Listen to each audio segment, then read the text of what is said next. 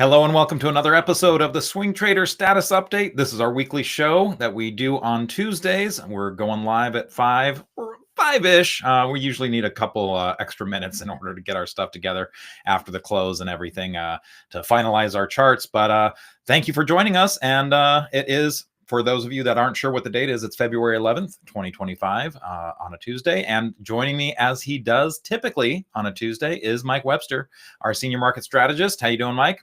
Good. How are you? Okay. Yeah. Had a little visit to the office with my son yesterday because he had Lincoln's day off. And it was also a nice little visit to the La Brea Tar Pits, which is one of his favorite things to do. That's awesome. Yeah. So it was a little bit interesting because I wasn't watching the market as much. What's that? You did Universal with him last week, right? Universal Studios? Yeah, on the 31st. Yeah, so it's a lot of non-student days. So he gets fun, to, man. Yeah. So yeah, it was kind of interesting because it was I was watching the market a little bit in the morning and then kind of took off, and things were looking great, but it's one of those things where things look great on one day. They looked horrible for me today. I mean, I got knocked off quite a bit, a lot more than the indexes. A lot of stuff that I had just was getting whacked. It's a really topsy-turvy market. Well, this is our good buddy Arusha. Mr. Smiles would refer to this type of environment as a chop fest. And I think that's, when you can't get your low above the 21-day and stay there for any sustained period of time, and you're not in a downtrend. Like if you're in a downtrend, it's easier because then you just get light and stay light. If you're following rules. If you're breaking rules, and then you're not. But all bets are off. the worst is this back and forth business, and we were. Several times it was looking like we were going. Let's go to the RSP because I think that tells a different story. So this is your average stock. And once we got through the 21-day, which is the green line, several weeks ago, our low was above the 21-day and staying above it in a big way. And so that's what was getting me so bullish and acting accordingly, because the average stock was doing well, even though, because SPY and NASDAQ and the Qs, they're all, dominated by the mega caps, and they have such an impact there. And so if they're not going, they kind of have trouble. Whereas this one looked like, and it looks good again, because now you've got your little cup with handle, and it looks poised to break out. Or my concern is shaking out below that little low that we had there, because with a cup with handle, it's very normal when you just going sideways like this to go down and test your recent low. And we do have CPI tomorrow morning and then PPI the next day. And we're still, most of the earnings have worked themselves through the market, but we still have some. But those would be the events, like a super high CPI, might do that, or some other news out of the administration that like a heavy tariff related or something out of the blue. And that would be good if we could shake out and then go up higher. Obviously, we don't want to go below that and then make a trip down to the 200-day, which could happen. But you have to be flexible to any outcome. As you always say, you just do your scenario analysis. And right now, we're in a cup with handle for your average stock. So we haven't broken out yet. And now let's switch over to SPY, which is a little bit different. And this one has been in that chop fest, as we were referring to. And to get out of that, you want your low above your 21-day for, I like at least 3 days. 5 days is kind of preferred, and that's part of the market school rules was 5 days, but I use 3 days myself a lot. But even though our low has been above it for a couple days here, it's not really above it. Like there's above it. You want it to be above it, but not like that. Yeah. And so, and I think part of what makes it look funny is that it's, both of these days have been inside the Friday downside reversal. So it's like, Yeah, Friday's action really bothered me a lot, because you had that downside reversal on that Friday. You had it I'm on sorry, the which Friday? Do you mean this Friday, or this Friday? Take a pick. well, the one that bothered me the most was actually last Friday Okay. because when something happens once or twice, okay, but when Mhm. it happens a third time, yeah, on a Friday, because for people who are new to charts, the old school chartists, the old people like Justin and I and older, Whoa, who are you really calling old? you, Okay. uh, but I'm older than you, but so I'm allowed to do that. So the old folks focus on monthly and weekly charts. So a weekly close was very, very important to technical analysis for for a lot of reasons. Now people look at interdays and dailies more, but so a Friday is important, and also psychologically it's important because people are sitting with their positions over the weekend. So how you go into a weekend is Mhm. really telling. And to have 3 weekends in a row where people are going light in a big way, like the first downside reversal was just this minor thing. And then you had that news that ended up happening on it that no one could have really foreseen. And then, then we got the other one, and then we got last Friday. So that was concerning me. And it was telling me that I thought we were going to maybe make a trip down, down to the bottom of this base, and that still could be.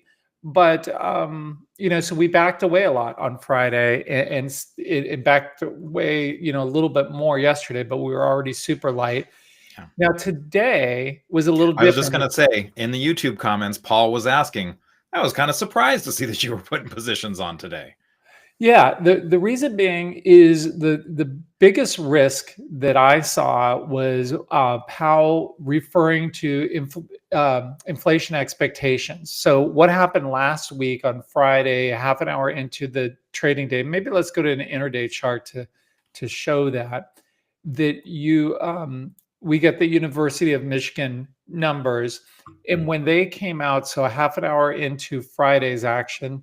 Uh, when they came out, it wasn't so much the University of Michigan numbers, but they have this subset that they look at, a survey for inflation expectations for 1 year out and then longer term. And the 1 year out just went through the roof and went to, I think, like 4.3 or something like that, from Yeah, being in 4.3 the, from what was it, 3.3 or something? yeah, 3.3 or 3.2, something in Yeah. that ballpark. It was like that's a massive jump. Now, since then, we got another one out of the I think it was the New York Fed that was still tame.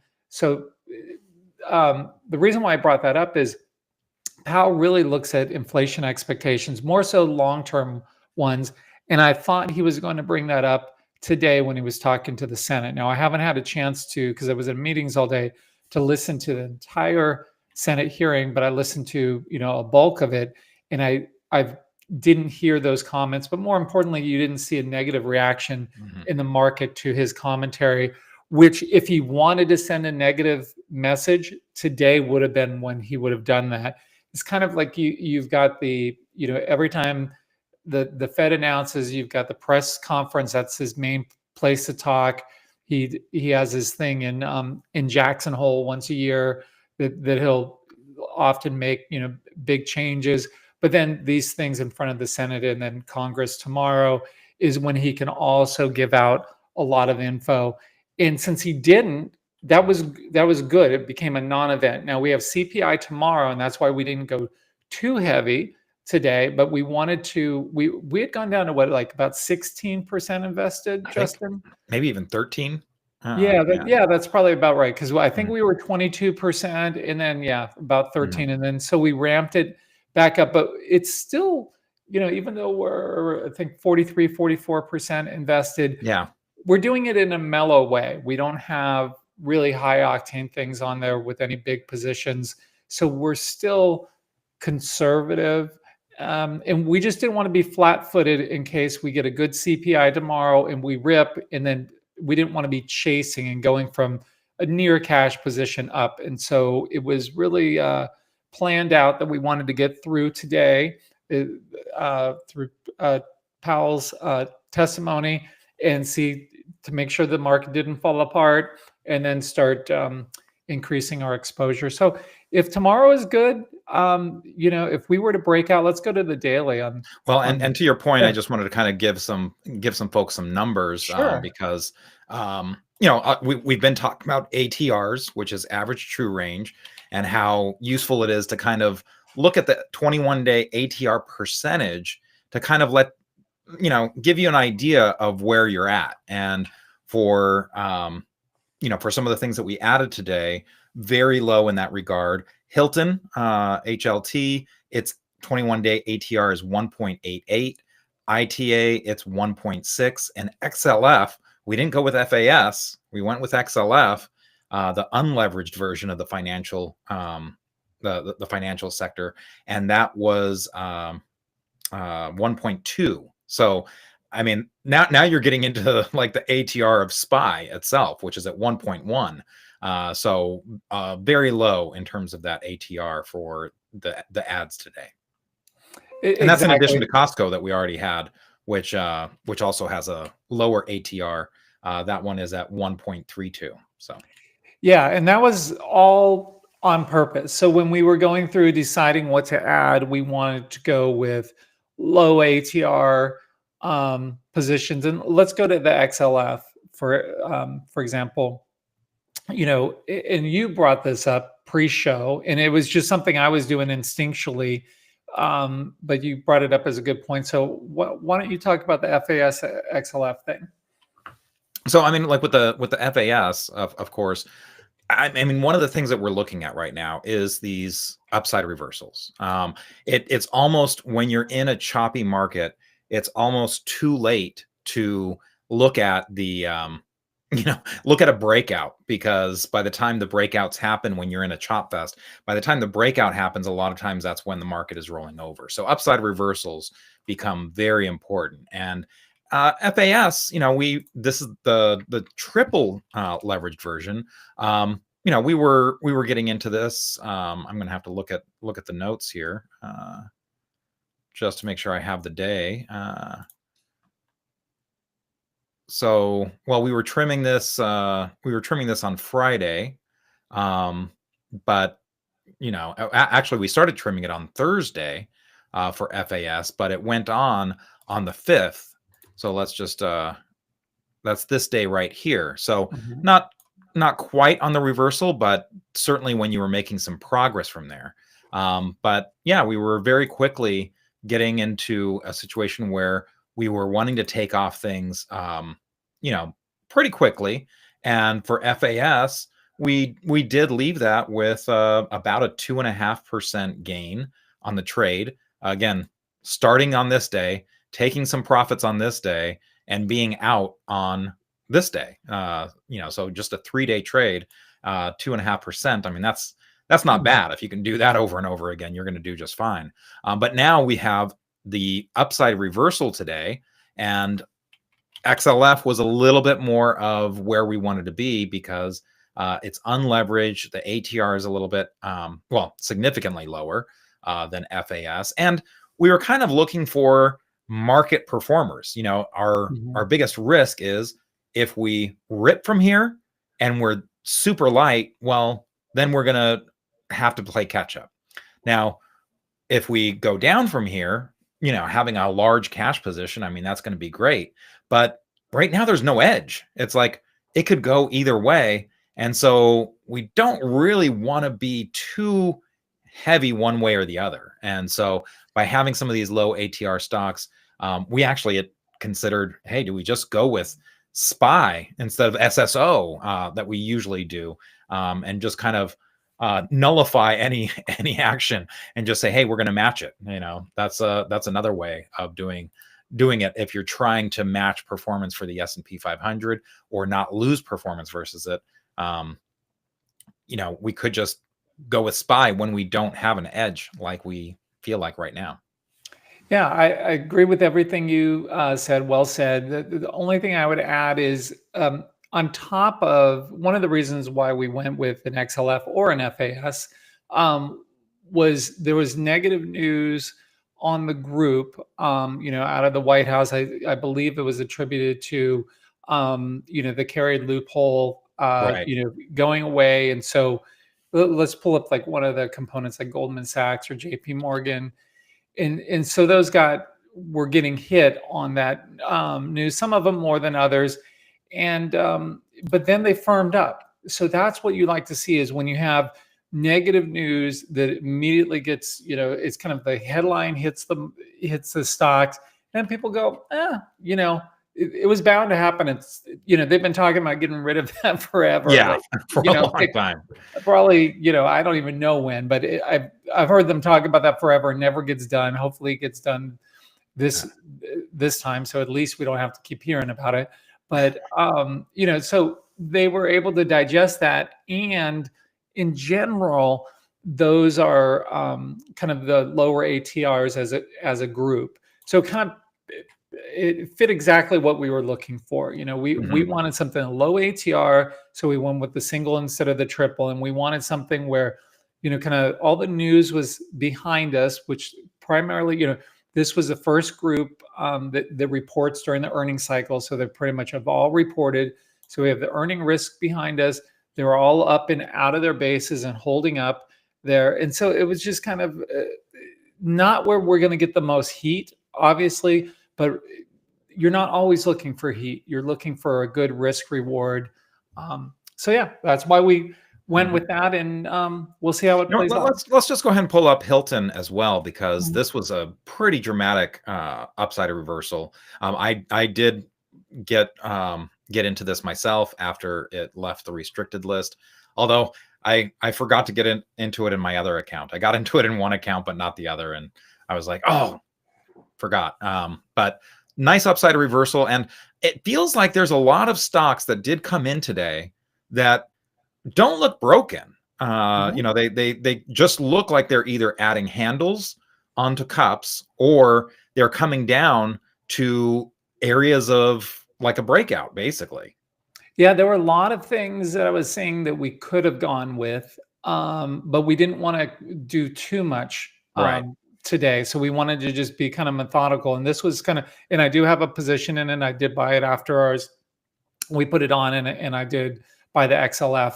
I should have mentioned that as well after we put it on. But with this, what I liked about it is we missed it when it broke out. Well, not necessarily missed it. We let it go when it broke out because you had MAR, its direct competitor, Marriott, that was going to be reporting.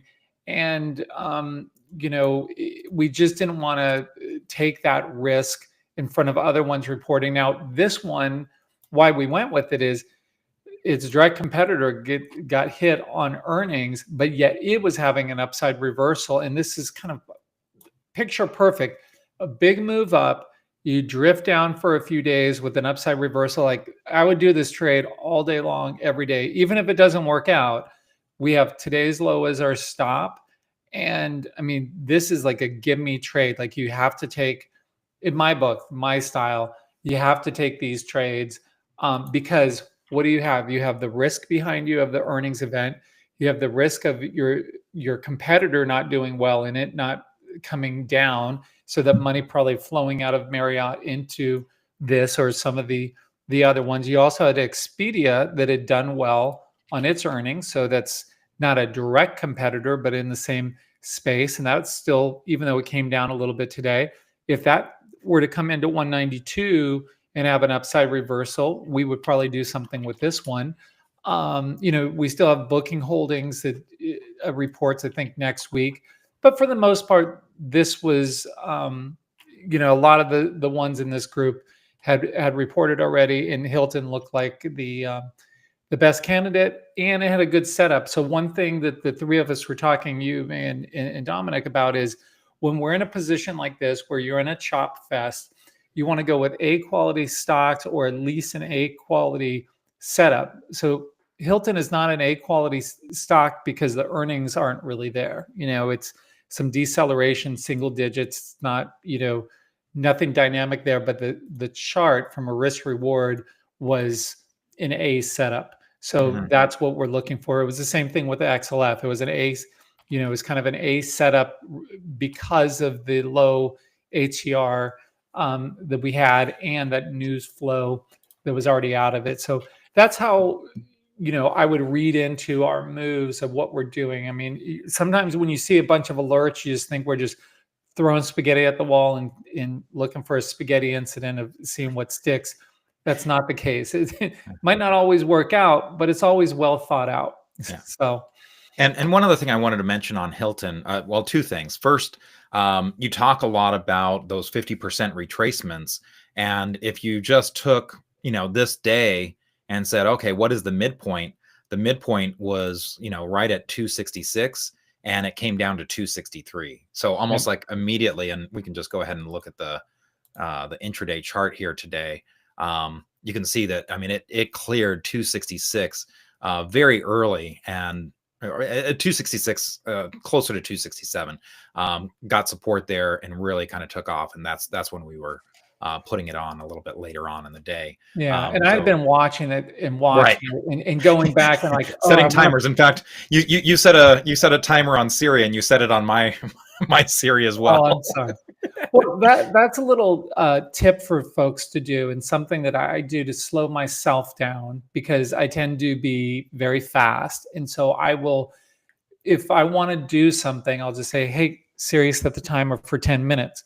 And I do that all day long. And then if 10 minutes goes by and I still want it, then I'll do it. And if, I'll have different time frames depending on how close something is to, or if we're putting names on, we're putting a bunch on, I will set timers just to make sure we don't do too much in a very short period of time, unless it makes sense based on what the market is doing.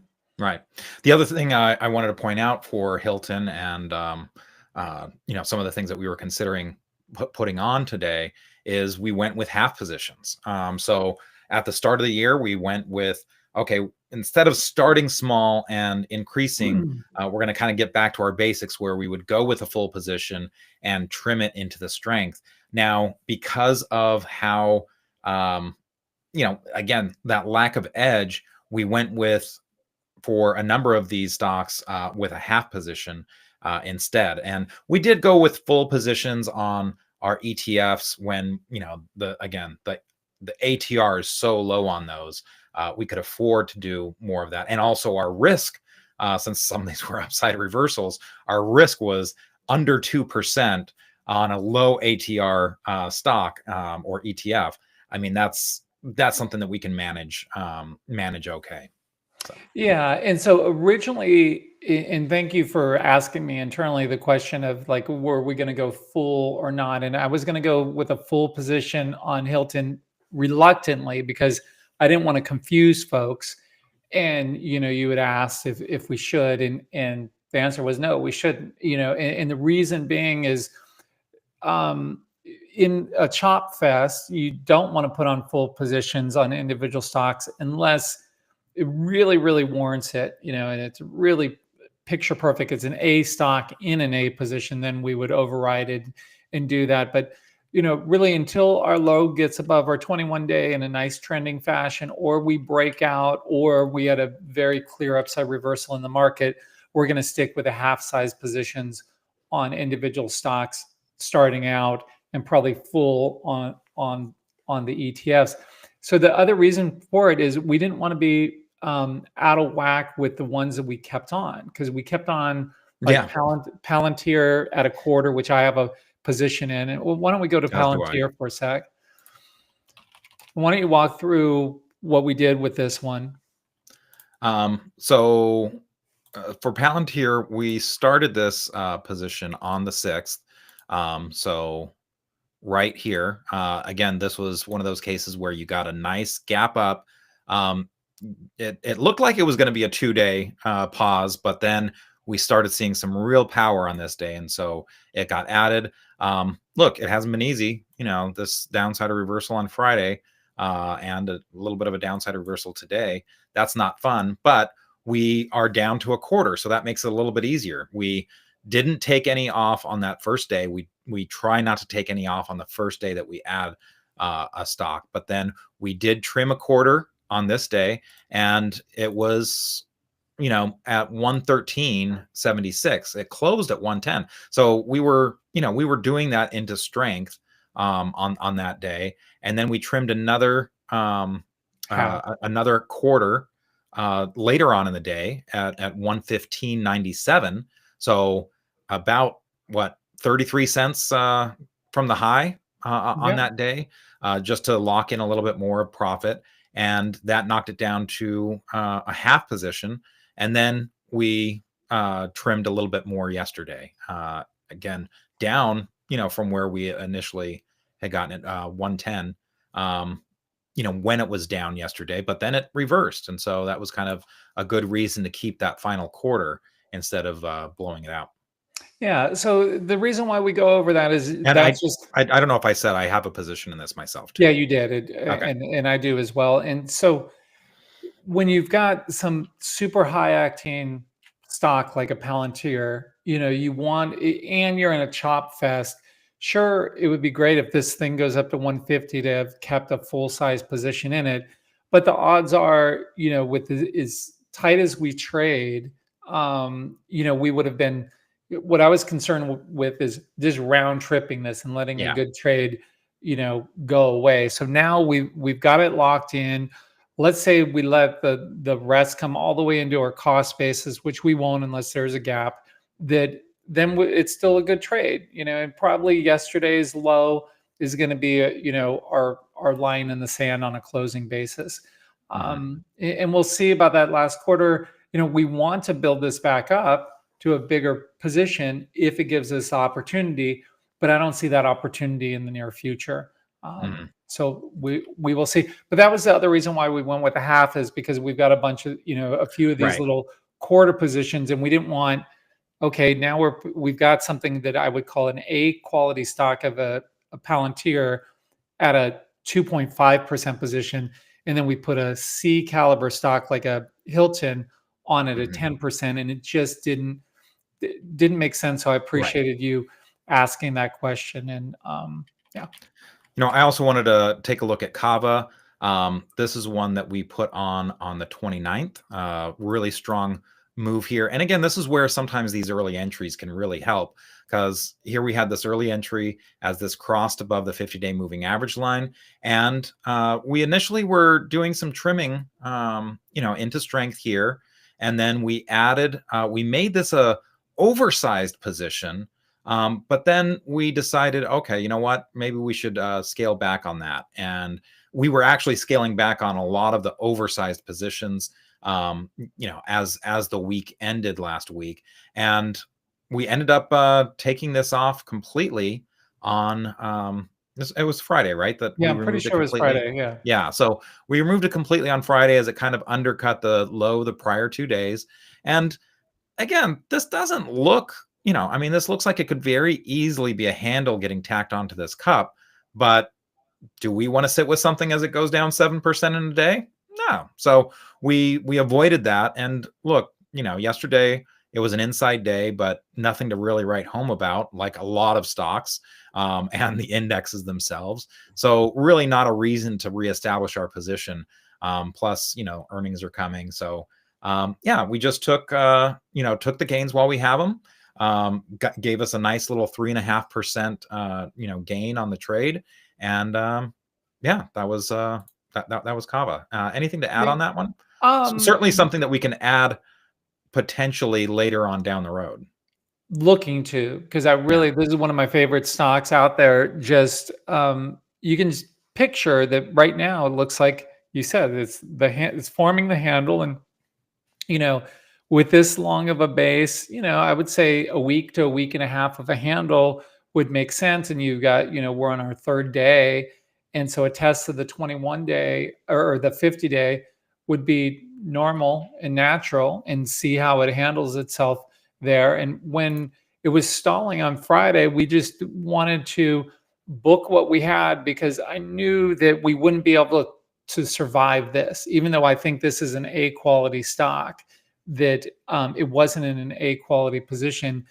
And I realized that if we had this day, we would have had to puke it out. And so sometimes when you know that the likelihood of you just getting worse prices, if Mhm. you're swing trading, just exit it. Now, if you're position trading and you had bought it when we bought it, you could still be in it because you're still up on it, and you could just use the low of that day, that entry day, the when it Or the went to 50-day the moving 50 day. average line. Yeah, Yeah. and that would be fine.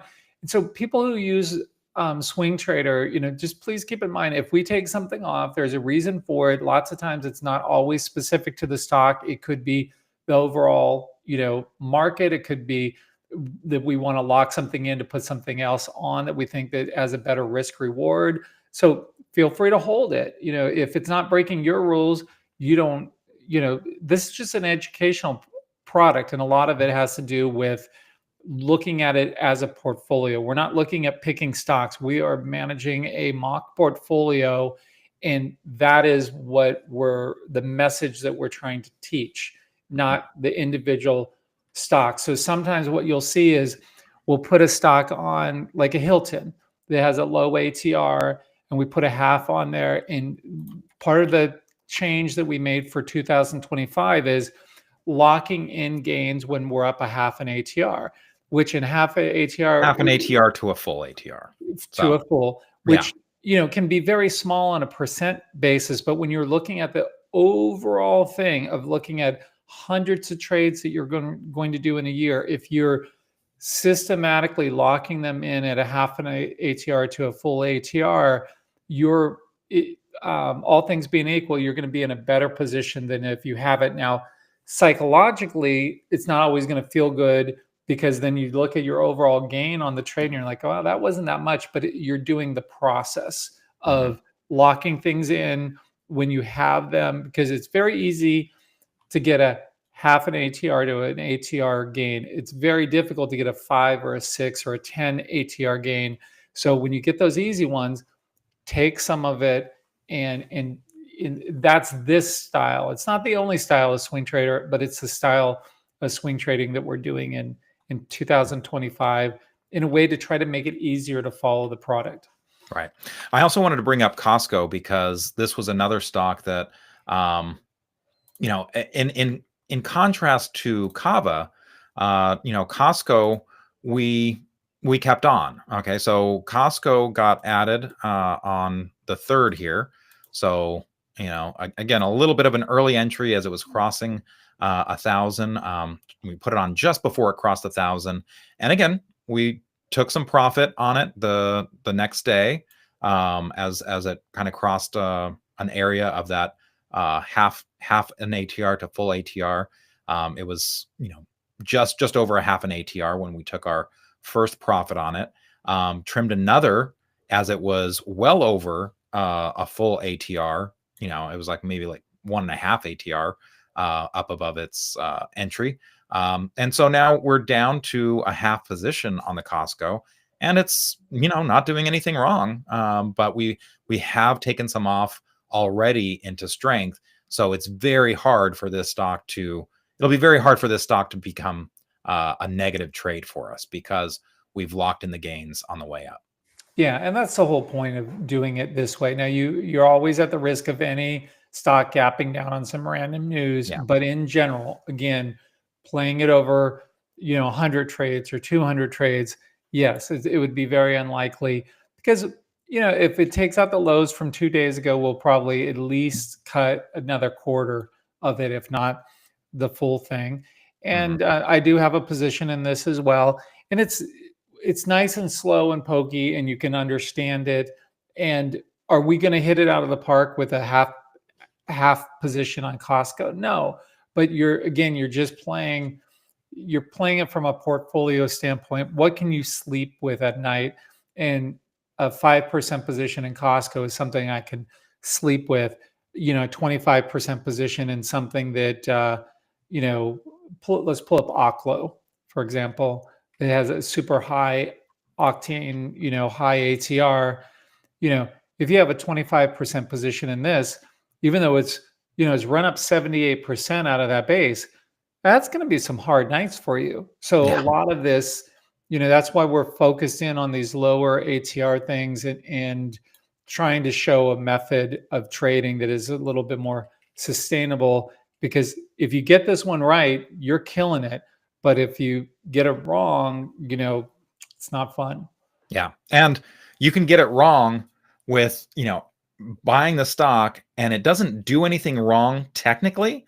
It just kind of comes in, consolidates a little bit, but that can be unmanageable when you've got a stock that's over 15 for its ATR percentage. I mean, that just is, if it comes in just a half an ATR for swing trading, that's 7.5. That you can't do You're that. dead. That knocks out so many gains, just in one foul swoop. So certainly one of the reasons why we're not going with that. You know what? I also wanted to a lot of good comments on how people are using the SwingTrader product on the YouTube. So thank you for those comments. That's great to see some success out there, and it looks like people are appreciating kind of the change. And again, that taking the profits, very quickly. People are kind of seeing the logic behind that. So again, it's an educational tool.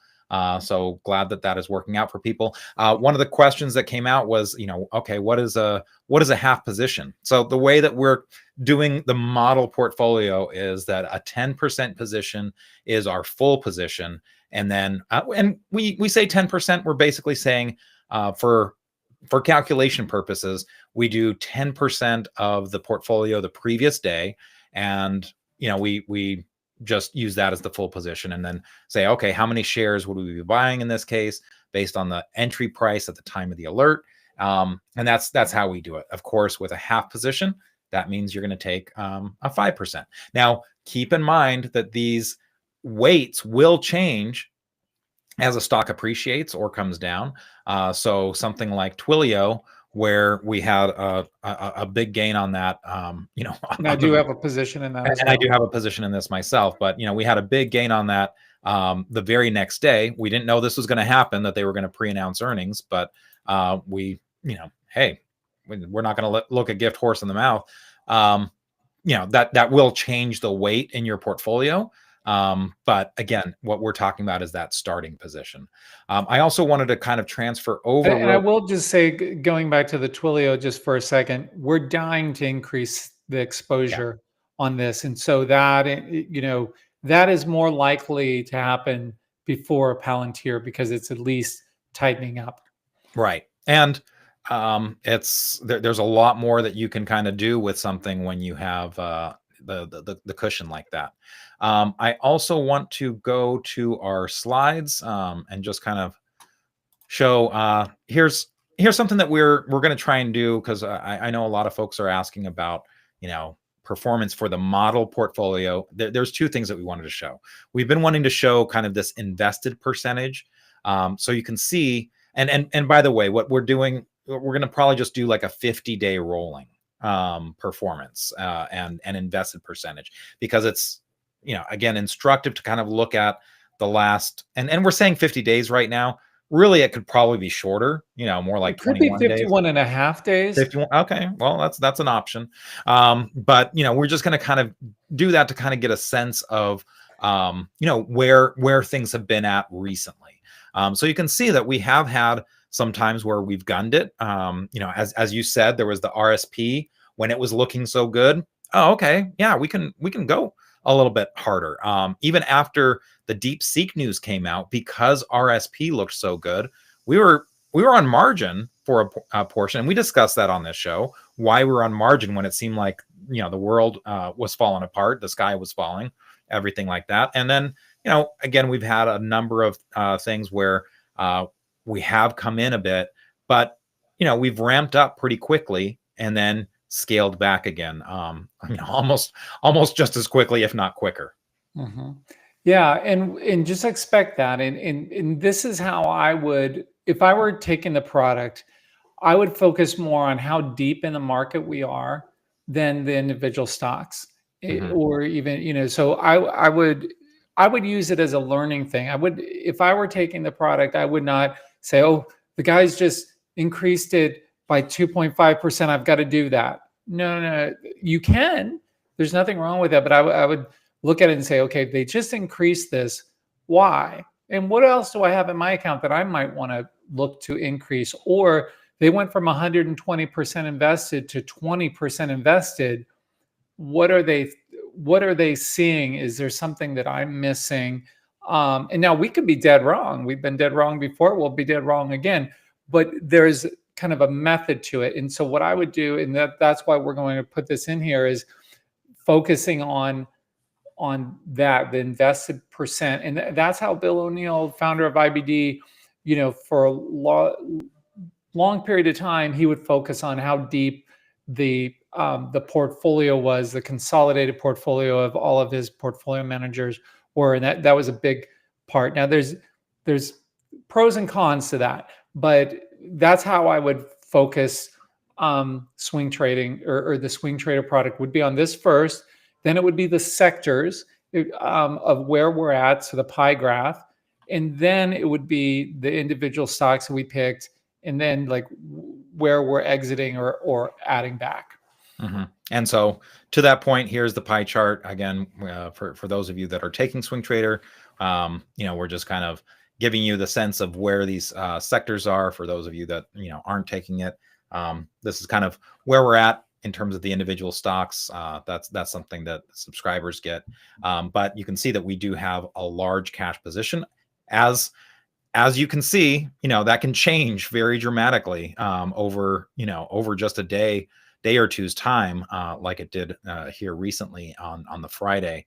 But we have a large cash position. Even though we added a number of stocks, we were again being very very cautious with those adds, going with half positions, going with low ATRs, and we're pretty spread out. Not a huge tech exposure. We've got aero defense, finance, leisure, retail. So a lot of things that are not necessarily, very tech heavy. And again, with those higher ATRs. Any final thoughts before we wrap it up here, Mike? The last thing I'll add, let's just go and take a look at GE real quick. Because we put the ITA on instead of going with GE, because GE was looking really good, and then we were playing through the rest of the group. Now HWM reports in I think a day or two, so there is risk. Yeah, I think it's tomorrow. Oh, tomorrow. 2 days. Okay. 2 days. So there is risk there, but the stock, is handling itself fine. They've got it on SwingTrader, looks really good. On leaderboard. Leaderboard. But thank you.